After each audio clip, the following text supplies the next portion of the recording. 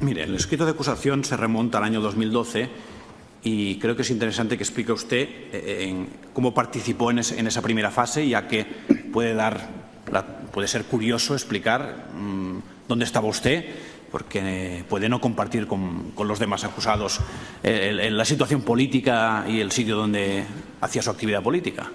Sí, efectivamente, yo creo que hay muchas discrepancias, me lo van a permitir, con el texto de la Fiscalía, con las acusaciones, pero una de las para mí más relevantes es justamente cuando sitúan el punto de inicio del proceso el año 2012. Porque en realidad cualquier observador, más o menos atento a los hechos de los últimos años, es consciente de que el punto de inicio, el punto de inflexión, el momento relevante no es 2012, sino 2010. Y ello es así porque yo, como otras muchas personas, miles de personas en Cataluña, hasta 2010 no estuve independentista, por hacer el juego de palabras con el término verbal de serie Star que anunció el señor Junqueras. Yo estaba federalista. Yo defendía y defendí, de hecho, durante la mayor parte de mi vida, un proyecto político que no era la independencia. Era, en todo caso, un Estado español en términos de federación o de confederación. Y eso me pasó a mí y les pasó a mucha gente. ¿Por qué? La razón es muy sencilla, tristemente sencilla. Tiene que ver con la sentencia del Estatuto o sobre el Estatuto de Autonomía de Cataluña que emitió el Tribunal Constitucional. Un Tribunal Constitucional que consideramos, y se ha incluso criticado desde el exterior en numerosas ocasiones, un tribunal altamente politizado, que emitió una sentencia, yo creo, dramática en el sentido de que supone una ruptura emocional profunda para mucha gente, aquello que el presidente Montilla incluso llegó a llamar el inicio de la desafección, y que generó que mucha gente, entre ellos quien les habla, tuviéramos la sensación de que allí se había roto algo muy serio. Estábamos ante la ruptura de un pacto importante, del pacto constitucional del año 78.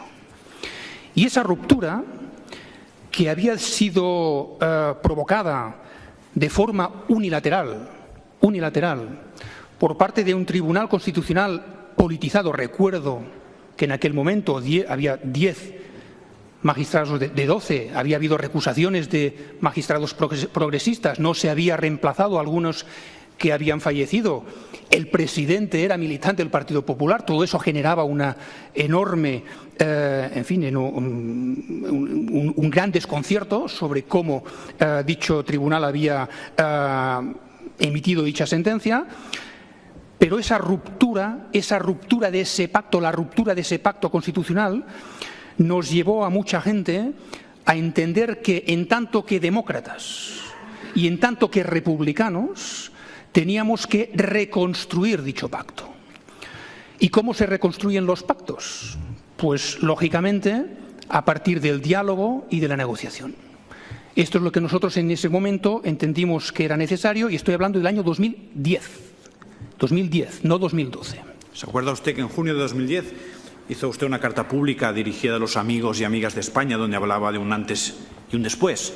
¿Se refería a eso que nos acaba de contar? Sí, claro, es que y además yo insisto mucho en un elemento que cuando uno lee los escritos de las acusaciones es preocupante, porque cualquiera que conozca nuestros postulados, nuestra trayectoria, nuestras valoraciones públicas, sabe perfectamente que de ningún modo ha habido nunca ninguna animadversión a nada ni a nadie.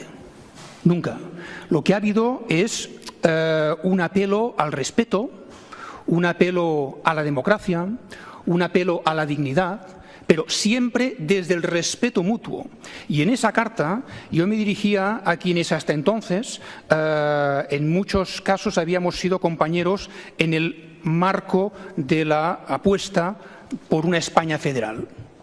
Y les decía que personalmente yo me bajaba de ese barco para subirme a otro barco, que era el de la República Catalana, que aspiraba, que deseaba, que quería, por la que iba a trabajar a favor de los valores que compartíamos, pero desde otro marco, desde otra lógica, desde otra perspectiva perfectamente compatible. Y esa era exactamente la razón por la que yo hablaba de una desafección, de una ruptura emocional, de la necesidad de rehacer ese pacto, porque entendía que ese era un momento especialmente importante que obligaba a que mucha gente al menos reflexionara sobre lo que estaba pasando. Usted habla, y se le reconoce, incontables veces de diálogo y de negociación. ¿Eso era lo que inspiraba su actividad política y cómo se iba a efectuar? ¿Eso era mera retórica o había un plan para hacer esa negociación? El diálogo, en fin, cuando uno hace política, y este ha sido mi caso en los últimos años, entiende que para llegar a acuerdos uno tiene que hablar, primero, uno tiene que hablar. Segundo, a veces cuando se habla se llega a puntos de acuerdo y de ahí salen pues, los pactos. Pero si no hay diálogo es imposible que haya un pacto, entre otras cosas, porque si no hay diálogo no se puede negociar y si no hay negociación no puede haber pactos. Por lo tanto, a lo que yo instaba era hablar, a asumir una realidad, primero. Lo que yo solicitaba en aquel momento era asumir una realidad. Una realidad que para mucha gente era incómoda. Y esto es importante, esto es muy importante, porque yo soy muy consciente de que esa realidad incomodaba a muchos sectores de la sociedad, tanto en Cataluña como en España, como en Europa, a nivel institucional, a nivel político, a nivel mediático.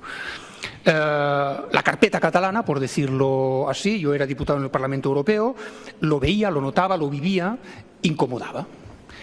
E incomoda todavía hoy. Es un debate incómodo. Pero creo que solo los doctrinarios, ante un debate incómodo, se tapan los oídos y amordazan a los otros. Y esto seguramente habrán reconocido que son palabras de Stefan Zweig en su libro Calvino contra Castellio. Por desgracia todos sabemos cómo terminó Castellio. Por lo tanto, en ese momento, cuando yo hablo de la importancia de dialogar, de hablar, de negociar, lo hacía con la total convicción de que era la única fórmula posible para reencauzar las relaciones que se habían roto.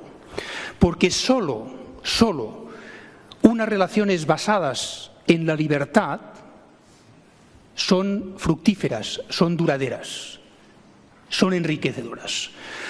Las relaciones basadas en la imposición, en la represión, en el amordazamiento, en el amordazar al otro, obviamente nacen en una situación muy precaria, son tóxicas y suelen fracasar, suelen fallar. Por eso en esa carta, por eso en ese mensaje, el año 2010, por eso es tan importante, insisto, el año 2010 para entender el relato. Las acusaciones apuntan un relato basado en unos hechos, pero obvian lo más importante, obvian lo más, para mí, central, lo fundamental, que es cómo esa sentencia del Tribunal Constitucional afectó en lo más íntimo de las emociones de mucha gente.